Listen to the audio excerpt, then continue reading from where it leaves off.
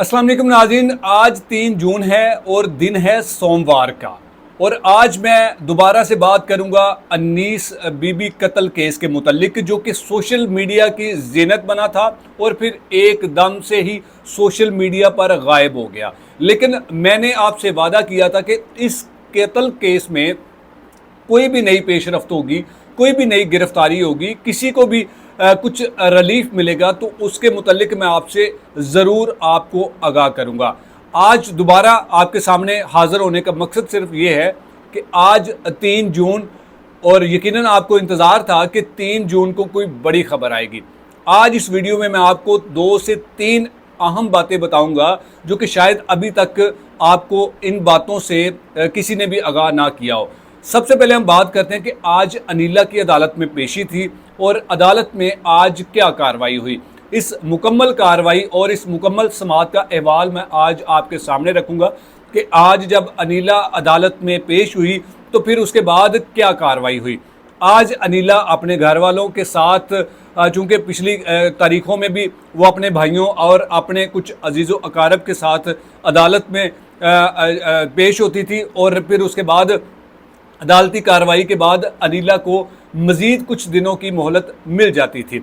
आज भी चूँकि बड़ा अहम दिन था, आज की डेट बड़ी अहम थी कि आज शायद अनीला गिरफ़्तार हो जाए, आज शायद अनीला की ज़मानत खारिज हो जाए। लेकिन मुझे नहीं लगता था कि आज भी अनीला की ज़मानत खारिज होने के कुछ अमकानात होंगे।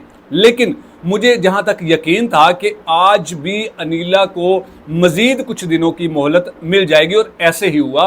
अनीला को मज़ीद 10 जून तक जो है वो मज़ीद रिलीफ मिल गया, कुछ दिनों की मज़ीद मोहलत मिल गया। और अदालत ने पुलिस को आज सख्ती से कहा है कि इस कत्ल की तफ्तीश जो अभी तक आप लोग नहीं कर सके वो मुकम्मल करके तफ्तीश जो है वो जो उसकी मिसल है वो अदालत में पेश की जाए। आज भी पुलिस की तरफ से जो अहलकारान थे, जो नायब कोर्ट होता है, वो पेश हुआ और अभी उनकी तरफ से ये कहा जा रहा है कि अभी इस कत्ल में मुकम्मल तफ्तीश नहीं हुई, मुल्ज़मा की तफ्तीश होना अभी बाकी है। तो नाज़रीन, कुछ आज अदालत में इस तरह का भी माहौल हुआ कि जिस पर अदालत ने कुछ लोगों को जो अंदर बुलाकर, अदालत में बुलाकर उनकी अच्छी खासी उनको डांट पिला दी।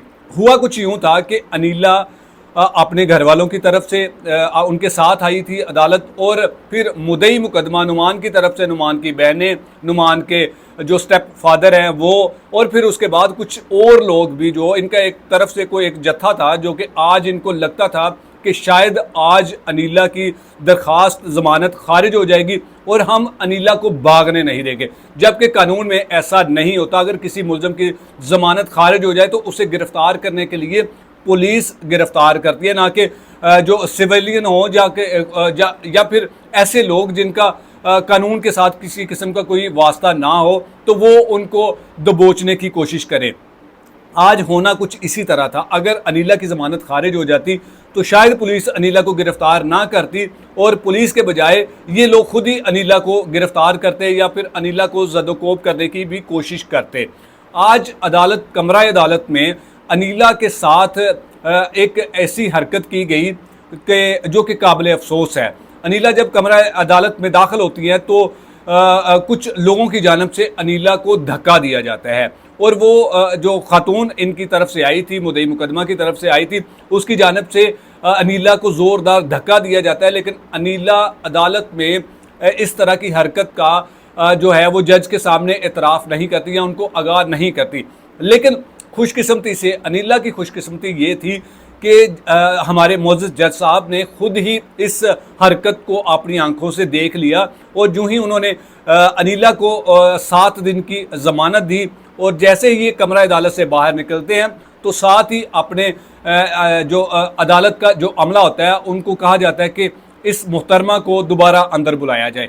जब उस मुहतरमा को अंदर बुलाया जाता है और फिर उसके बाद हमारे जो मोअज़्ज़ज़ जज साहब हैं उन्होंने बड़े अच्छे तरीके से, बड़े मोअज़्ज़ज़ाना तरीके से उस खातून को मुखातब होते कहा कि ये मेरी अदालत है और आइंदा अगर मेरी अदालत में इस तरह की हरकत की तो मैं ये नहीं देखूंगा कि आप मुद्दई की तरफ से हैं या फिर आप कोई खातून हैं, तो मैं आपके ऊपर तौहीन अदालत की कार्रवाई करूंगा। छोटी अदालतों में लोग इस तरह के मुकदमात की पैरवाई करने वालों को कत्ल भी कर देते हैं, क्योंकि उनको लगता है कि शायद हमें इंसाफ ना मिले। लेकिन यहाँ मामला कुछ और है। यहाँ ये लोग शायद आज इसीलिए आए थे कि हम वहाँ पर कोई ऐसी हरकत करेंगे जिससे शायद हमें मज़ीद हमदर्दी मिलेगी, लेकिन अब ऐसा बिल्कुल भी नहीं है। अब इनके जो इनकी कहानी थी वो बिल्कुल ओपन हो चुकी है। साथ ही साथ नाज़रीन, ये तो अदालती अहवाल था जो मैंने आपको बताया कि आज अदालत में क्या हुआ था।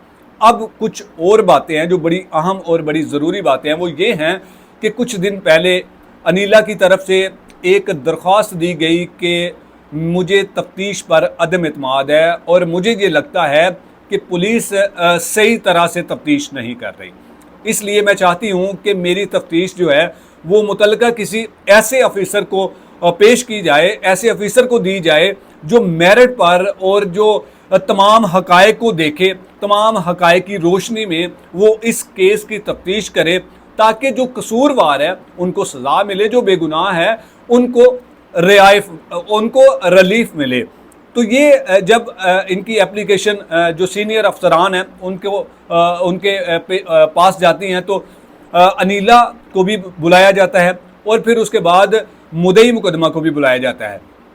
ये जब बोर्ड बनता है तफ्तीश तब्दीली का, तो एसएसपी जो इन्वेस्टिगेशन साहिबा हैं उनको जब ये दरख्वास्त मौसूल होती है तो उन्होंने दोनों फरीकैन को बुलाया अपने ऑफिस में, साथ में उन्होंने पुलिस को भी बुलाया, उसमें एसपी साहिबा को भी बुलाया, और इन तमाम अफसरान की मौजूदगी में, इन तमाम लोगों की मौजूदगी में जब उनसे सवाल किया गया, एसपी साहिबा ने जब मुद्दई मुकदमा से सवाल किया कि आप बताएं आप इस तफ्तीश से मुतमईन हैं, तो मुद्दई मुकदमा की जानिब से ये कहा गया कि हम बिल्कुल इस तफ्तीश से मुतमईन हैं और हमें किसी किस्म का कोई एतराज़ नहीं है।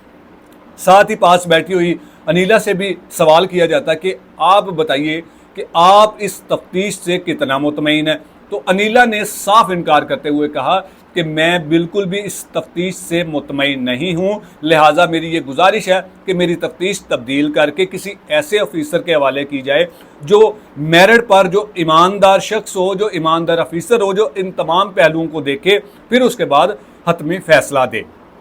तो नाज़रीन, जब इस तरह के कुछ अदम एतमाद के वाक़यात होते हैं, वो चाहे अदालत हो, वो चाहे पुलिस अफसरान हो, तो इसमें ये सब कुछ मद्देनज़र रखा जाता है कि शायद ऐसा लगता है कि कुछ लोग जो हैं उनको अप्रोच किया जाता है, शायद किसी को फंसाने के लिए किसी को अप्रोच किया गया हो, तो इस तरह के वाक़यात भी होते हैं। इस तरह की बातों को जो है वो इग्नोर नहीं किया जाता।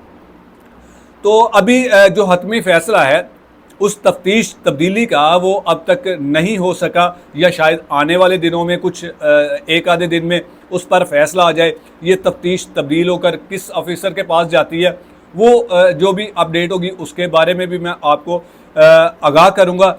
आज की और अब तक की ये बड़ी अहम पेशरफ्त थी और जो मैंने मुनासिब समझा कि आपके साथ शेयर की जाए। आज अनीला को एक बार फिर अदालत से 7 दिन की मोहलत मिल गई है। मज़ीद अगली तारीख में क्या होगा, मज़ीद अगली पेशी में क्या समात होगी, क्या अहवाल होगा अदालत का, वो भी मैं आपके साथ ज़रूर आगाह करूँगा। तब तक के लिए अल्लाह निगहबान।